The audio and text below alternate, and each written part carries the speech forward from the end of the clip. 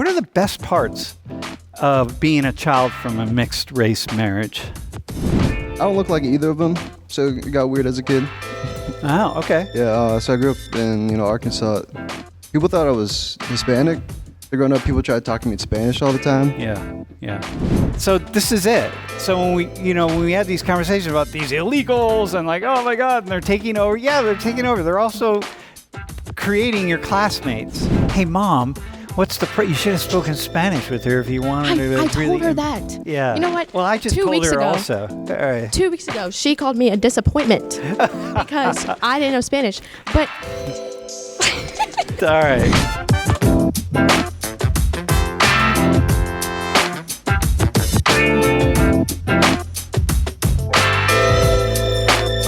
What are the best parts of being a child from a mixed race marriage?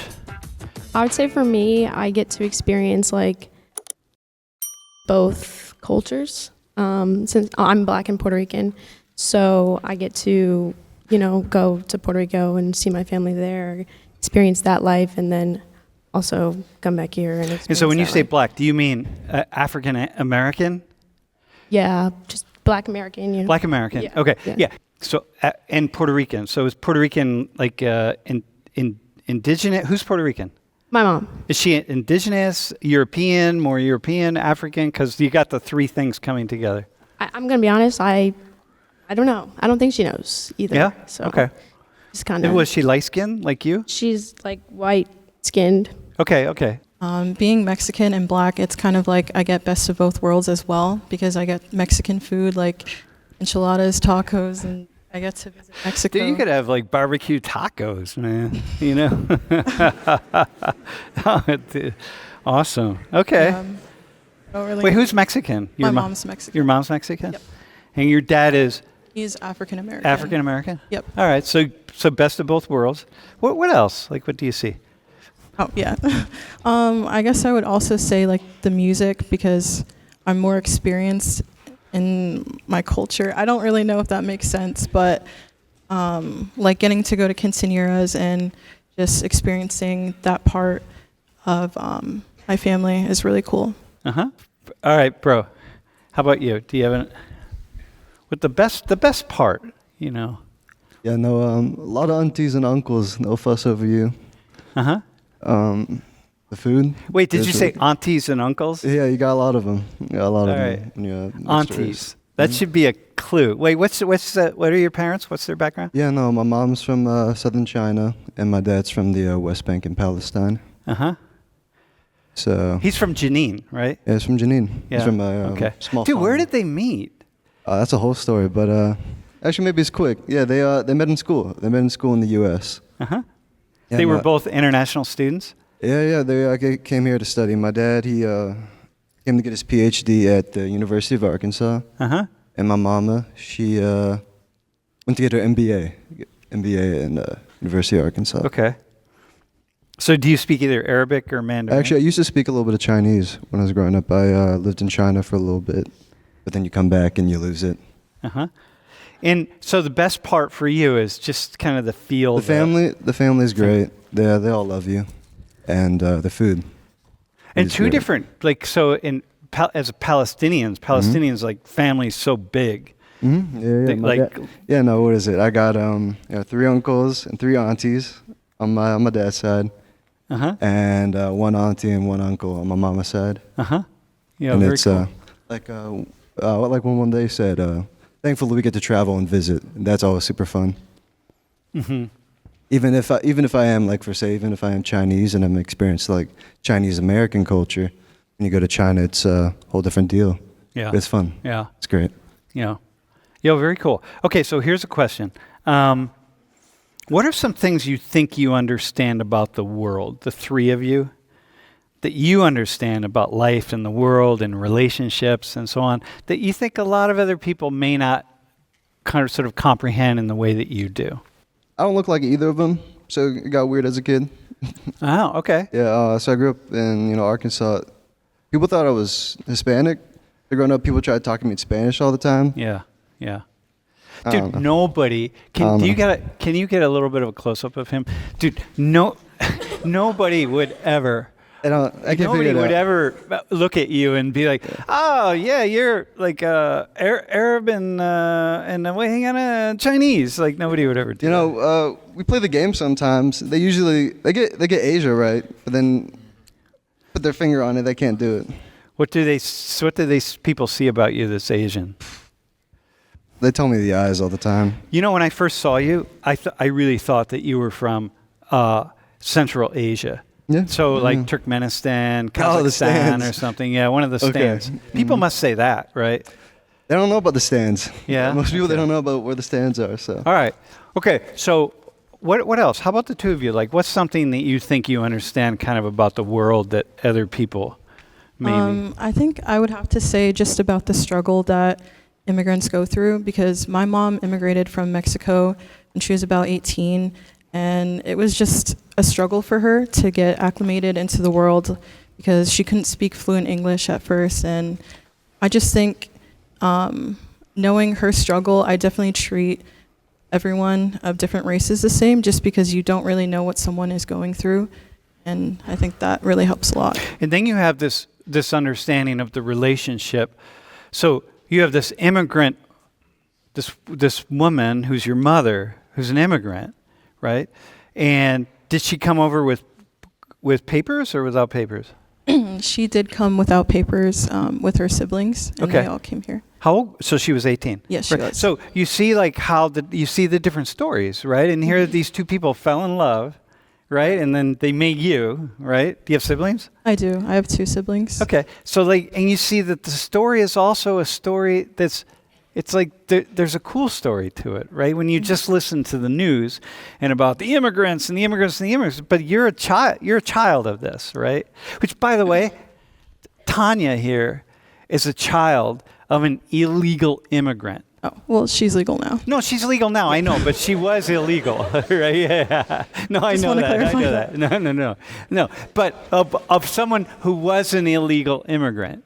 And I say that because it's like, look, you see, right? This right here. Oh. This is it. So when we had these conversations about these illegals and like, oh my God, and they're taking over. Yeah, they're taking over. They're also creating your classmates. You know, I just want to say that. That's all. You don't have to go anywhere on it about anything. You just want to go right there. What's something that you think you understand, like about the world, right? Like what you just said was that people come together from around the world, and you said a similar thing, and they fall in love, and they make these complex families, right? Which is very cool. Is there anything you understand? No, Nothing in particular? I don't really have anything. My parents, they're like, it's really boring. So they're just like, Whoa, there you here. go. No. That you just said something then. That here you got these parents from 2 different places who are average. Who are just average. yeah, they're just casual. Yeah, casual and average. You don't have to be special, right? It's all this stuff that really stands out and jumps out. They're average, and no, and that's not a bad thing, right? You're another person here. Right. Yeah. Right. Yeah. That's okay. So that's something you understand that about the world. That as much as we have all this complexity about ancestry and race and ethnicity and culture, it's like in the end, we're just human beings, and you're just a human being. What have you learned by observing your parents? What have you learned about yourself? Like, what do you think you've taken from them that you wouldn't take from if you grew up in a Puerto Rican household or an African American household in your case? Well, me and my mom talk about it. She thinks that like I'm not as like involved with my Hispanic side as she would like me to be. Mm-hmm. She thinks that I'm more in tune with my black side, but I think that also like I didn't grow up around Spanish people, like my environment was completely like 50-50 black and white, and then there was like sprinkles of other ones. Mm-hmm. So Wait, when you say black and white, you mean white or Puerto Rican white? white. Okay. White. Yeah. All right. I didn't grow up around Hispanic people besides my family. Yeah, so she didn't speak Spanish with you. No, Okay, she well, didn't. what's she like? Hey, hang on. Hey, Mom, What's the you should have spoken Spanish with her if you wanted her to I told really her that. Yeah. You know what? Well, I just 2 told weeks her ago, also. All right. 2 weeks ago, she called me a disappointment because I didn't know Spanish. But All right. like she says that I have a brother, and I'm older, and so she said that, you know, in the beginning she was trying to teach me Spanish, and then when he came, it was like, oh, so much work. Yeah, it's hard. It's hard. It's like, this is the thing. Like, they tried to introduce your parents to Chinese culture, but when you're a kid, you don't do that because your friends weren't speaking Spanish. So Right, it's like, yeah. I tried to tell her that. Yeah. And then she was like, oh, but you took Spanish in middle school and high school. It's not the same. No, it's not the same. So what you've learned is that you've learned that you're not an equal mix. Like, you're an equal mix biologically and Yes. genetically, but culturally you're going to gravitate toward that which you are socialized around. Right. Yeah, and we all are like that. There are many, many people in this class who are very similar. You just like you gravitate just because you're biologically Chinese, Han Chinese, right? I assume. Probably Han Chinese, yeah. And so just because of that doesn't mean anything. Okay. Growing up, I definitely was more immersed in my mom's culture just because I was always around my tias and my tios. And I think I just pretty much learned resilience because my parents went through a lot just, you know, for being black and for being Mexican.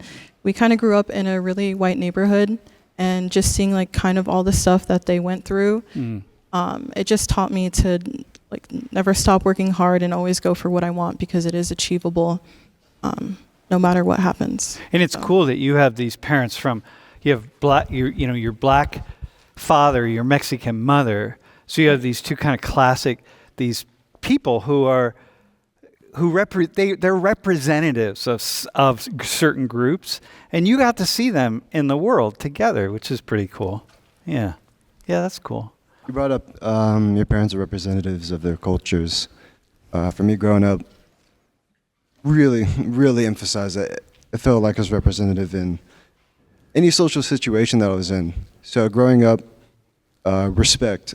Respect was a big value that I was taught. Respecting your neighbor, respecting your neighbor, respecting your teachers, respecting your family, respecting your friends, and respect is a huge thing for both totally. Palestinians and Chinese. The funny thing is, despite the distances between my two parents, the cultures they didn't clash too much.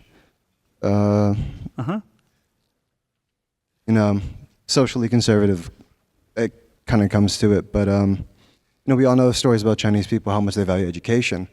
But people really don't know about Palestine. But Palestinians have the highest rate per capita of secondary education, or at least one of the highest rates. Yeah, one of the highest rates. Yeah, exactly. We had a project in Gaza for many years, and partly because there wasn't the jobs were the nature of jobs, but everybody, it was like 97% of the population of adults had college degrees, man. It was just so high. It's so highly educated. Everybody's going to grad school and da-da-da. Yeah. No, secondary education, university. So that was always a big thing.